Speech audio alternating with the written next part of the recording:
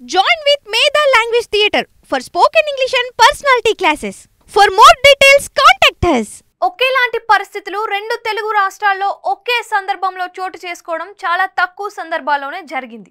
ఈ 10 ఏళ్లలో ఒకే సందర్భంలో భారీ వర్షాలు, వరదలు లాంటివి చోటు చేసుకోవడం, ఒకేలాంటి పరిస్థితులు రెండు రాష్ట్రాల్లో చోటు చేసుకోవడం ఇదే తొలిసారి. ఏపీలో విజయవాడ దారుణంగా ప్రభావితమైతే తెలంగాణలో ఖమ్మం పట్టణం ప్రభావితమైంది. అటు విజయవాడ ఇటు ఖమ్మం పట్టణాల్లో అత్యధిక భాగం వరద నీరుతో నిండింది. లక్షలాది మంది ప్రజలు సాయాన్ని కోరుతున్న పరిస్థితి. అంతేకాదు రెండు రాష్ట్రాల్లోనూ ఒకే సందర్భంలో వేలాది ఎకరాల పంట దెబ్బతినడంతో పాటు ఆస్తి నష్టం భారీగా జరిగింది. ఇటీవల కాలంలో విపత్తులు చోటు చేసుకున్న సమయంలో మరణాల సంఖ్య తక్కువగా ఉంటే ఈసారి రెండు రాష్ట్రాల్లోనూ నమోదయ్యాయి.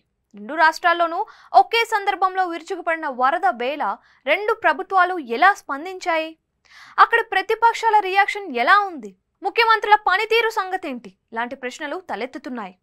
వరద తీవ్రత రెండు రాష్ట్రాల్లోనూ ఒకేలాంటి పరిస్థితి ఉంది. రెండు రాష్ట్రాల్లోని విపక్షాలు అధికార పక్షం వైఫల్యాలపై విరుచుకుపడుతున్నాయి. ఏపీలో వైసీపీ అధినేత జగన్మోహన్ రెడ్డి సోమవారం వరద ప్రభావిత ప్రాంతాల్లో పర్యటించి దగ్గర నడుము లోతు నీరు వరకు వరద నీరు ఉన్న ప్రాంతాలకు వెళ్లి మరీ బాధితుల్ని పరామర్శించడం కనిపించింది. ఇక తెలంగాణలో మాత్రం అందుకు భిన్నంగా కేటీఆర్, హరీష్ రావులు మాత్రం సోషల్ మీడియాలో పోస్టులతో ప్రభుత్వంపై పెద్ద ఎత్తున విమర్శలు సంధించారు. వైఫల్యాలపై విరుచుకుపడ్డారు. బాధితులకు సహాయ సహకారాలు అందించే విషయంలో రెండు తెలుగు రాష్ట్రాలు పోటీ పడగా తెలంగాణతో పోలిస్తే ఏపీలో కాస్త మెరుగైన సహాయం అందింది అన్న భావన వ్యక్తమైంది. తెలంగాణలో ముఖ్యమంత్రి మాత్రమే కాకుండా కొందరు కీలక మంత్రులు పొంగులేటి, శ్రీధర్ బాబు లాంటి వారితో పాటు సీనియర్ నేత తుమ్మల లాంటి వారు కూడా బాధితుల వద్దకు వెళ్లి వారిని ఓదార్చే ప్రయత్నం చేయడం కనిపించింది. ఏపీలో మాత్రం ముఖ్యమంత్రి చంద్రబాబు అంతా తానై అన్నట్లుగా వ్యవహరించారు. మంత్రి లోకేష్తో పాటు మరికొందరు సీన్లో కనిపించినా హైలైట్ కాలేదు. ఉప ముఖ్యమంత్రి పవన్ కళ్యాణ్ మాత్రం ఎక్కడా కనిపించలేదు. ముఖ్యమంత్రుల విషయానికి వస్తే ఏపీ సీఎం చంద్రబాబు సోమవారం తెల్లవారుజామున 4 గంటల వరకు బాధిత ప్రాంతాల్లో తిరుగుతూ బాధితులను ఊరజింటే ప్రయత్నం చేశారు. కేవలం 3 గంటల పాటు మాత్రమే విశ్రాంతి తీసుకున్న ఆయన సోమవారం ఉదయం 7:30 గంటలకు బయటకు వచ్చేసి పనుల్లో పడ్డారు. మళ్ళీ సోమవారం అర్ధరాత్రి 2 గంటల వరకు బాధితులకు అందే సహాయ సహకారాల మీదే ఫోకస్ చేశారు.